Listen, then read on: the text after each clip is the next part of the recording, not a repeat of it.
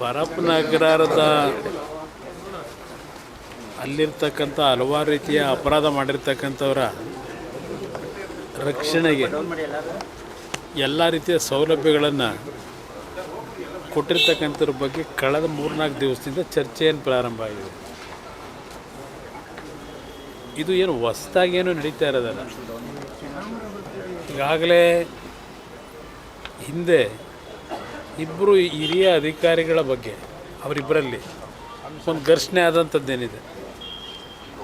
ಇಬ್ಬರು ಅಧಿಕಾರಿಗಳ ವಿಷಯದಲ್ಲಿ ಅವರೇನು ಜೈಲಿನಲ್ಲಿ ಜವಾಬ್ದಾರಿ ನಿರ್ವಹಣೆ ಮಾಡಬೇಕಾದ್ರೆ ಅಲ್ಲಿ ಇರ್ತಕ್ಕಂಥ ವೈಫಲ್ಯಗಳ ಬಗ್ಗೆ ಇಬ್ಬರು ಅಧಿಕಾರಿಗಳ ನಡುವೆ ದೊಡ್ಡ ಮಟ್ಟದ ರಾಜಕಾರಣ ಆಯಿತು. ಈಗ ನೀವು ಪರಪ್ಪನಗರದಲ್ಲಿ ಇರ್ತಕ್ಕಂಥ ಟೆರರಿಸ್ಟ್ ಬಗ್ಗೆ ಚರ್ಚೆ ಮಾಡ್ತೀರಿ, ವಿಧಾನಸೌಧದಲ್ಲಿ ಇರ್ತಕ್ಕಂಥ ಟೆರರಿಸ್ಟ್ ಬಗ್ಗೆ ಚರ್ಚೆ ಯಾರು ಮಾಡ್ತಾ ಇಲ್ವಲ್ಲ. ವಿಧಾನಸೌಧದಲ್ಲಿ ಟೆರರಿಸ್ಟ್ಗಳನ್ನ ಇಟ್ಕೊಂಡು ಪರಪ್ಪನಗರದ ಟೆರರಿಸ್ಟ್ ಬಗ್ಗೆ ಏನು ಚರ್ಚೆ ಮಾಡ್ತೀರಿ? ಅದರಿಂದ ಇವತ್ತು ಗೃಹ ಸಚಿವರು ಏನೋ ತನಿಖೆ ಮಾಡ್ತೀನಿ ಅಂತ ಹೇಳವ್ರೆ, ಸತ್ಯಾಸತ್ಯತೆ ತಿಳ್ಕೊತೀನಿ ಅಂದವ್ರೆ. ಅವ್ರಿಗೆ ಗೊತ್ತಿಲ್ವ ಪರಮೇಶ್ವರ್ ಅವರಿಗೆ ಅಲ್ಲೇನು ನಡೀತಿದೆ ಅಂತೇಳಿ?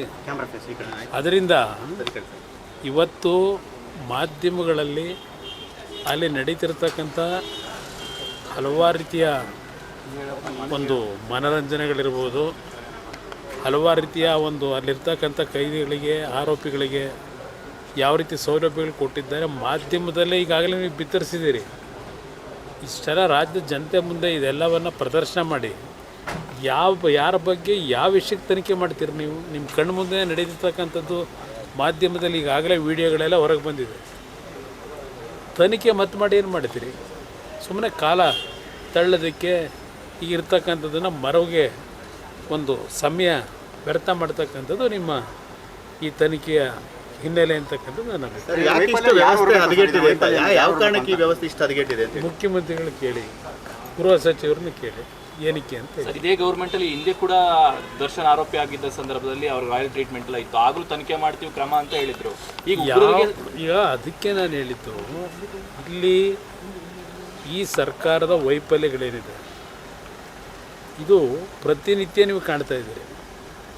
ಈ ಸರ್ಕಾರ ಸರಿಯಾದ ರೀತಿ ನಡೆದಿದ್ದರೆ ಈ ಸರ್ಕಾರದಲ್ಲಿ ಇರ್ತಕ್ಕಂಥವ್ರು ಸ್ವಲ್ಪ ಅದೇನೋ ಇವ್ರು ಹೇಳೋರೆ ಯಾರು ಮುಖ್ಯಮಂತ್ರಿನೇ ಇರಬೇಕೇನೋ, BJP ಅವರಿಗೆ ಮಾನ ಇಲ್ಲ ಅಂತ ಹೇಳಿ.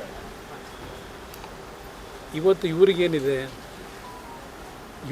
ಅಂತ ಕೇಳ್ತೀನಿ ಮುಖ್ಯಮಂತ್ರಿಗೆ. ನೀವು ರಾಜ್ಯದ ಮುಖ್ಯಮಂತ್ರಿಯಾಗಿ ಅನುಭವ ಎಷ್ಟಿದೆ? ಇಂಥ ಅನುಭವ ಇಟ್ಕೊಂಡೇ ಇಲ್ಲಿ ಇಂಥದ್ದೆಲ್ಲ ನಡೆಯೋದನ್ನು ಭಾಳ ಲೈಟ್ರ್ ವೇನಲ್ಲಿ ತೆಗೆದುಕೊಂಡೇ ಹೊರಟಿದ್ದೀರಿ.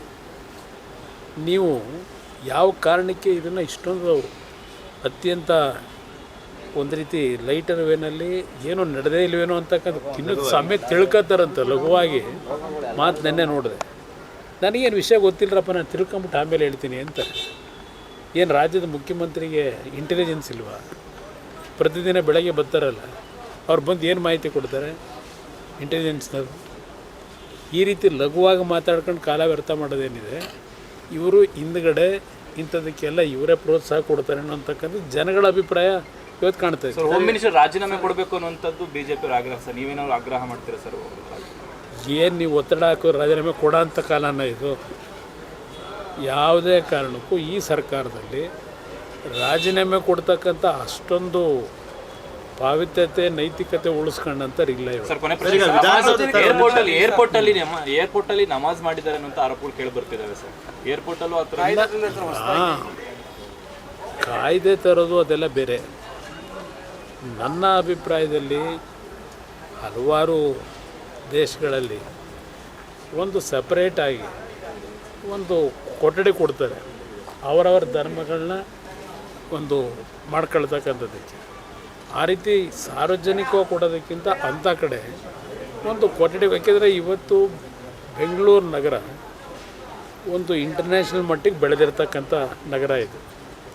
ಇಲ್ಲಿಗೆ ಹಲವಾರು ದೇಶಗಳಿಂದ ಹಲವಾರು ರಿಲಿಜಿಯಸ್ನ ನಂಬ್ಕೊಂಡಿರ್ತಕ್ಕಂಥ ಜನ ಬರೋದು ಸಹಜ. ಇಲ್ಲಿ ಇಂಥ ಒಂದು ವಿಷಯದಲ್ಲಿ ನಾವೇನು ಸಣ್ಣತನ ತೋರಿಸ್ಬೇಕು ಅಂತ ಹೇಳಲ್ಲ, ಆದರೆ ಒಂದು ಕೊಠಡಿಯನ್ನು ಅವ್ರಿಗೋಸ್ಕರ ಮೀಸಲಿಟ್ಟರೆ ಅವರವರ ಧರ್ಮ ಪಾಲಿಸ್ಕೊಳ್ತಕ್ಕಂಥದ್ದು ಅನುಕೂಲ. ಸರ್ ಇವ್ರು RSS ಬ್ಯಾನ್ ಮಾಡೋಕೆ ಹೋಗಿ ಎಲ್ಲೆಲ್ಲೋ ಪಥಸಂಚಲನ ಮಾಡಬಹುದು. ಇವೆಲ್ಲ ಅವಶ್ಯಕತೆ ಇಲ್ಲ. ಈಗ RSS ಬಗ್ಗೆ ಮಾತಾಡೋದು ನಾನು ಮಾತಾಡಿದ್ದೀನಿ ಹಲವಾರು ಬಾರಿ, ನಾನಿಲ್ಲ ಅಂತ ಹೇಳಲ್ಲ.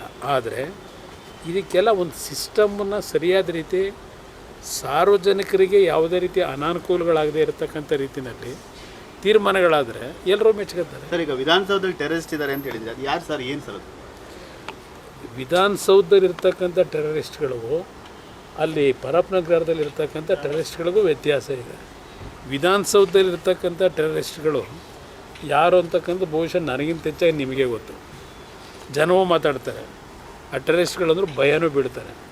ಅದರಿಂದ ಅಲ್ಲಿ ಪರಪ್ಪನಗರದಲ್ಲಿ ಇರ್ತಕ್ಕಂಥ ಟೆರರಿಸ್ಟ್ಗಿಂತಲೂ ಇವ್ರು ಇನ್ನೂ ಡೇಂಜರ್ ಅವರು. Thank you.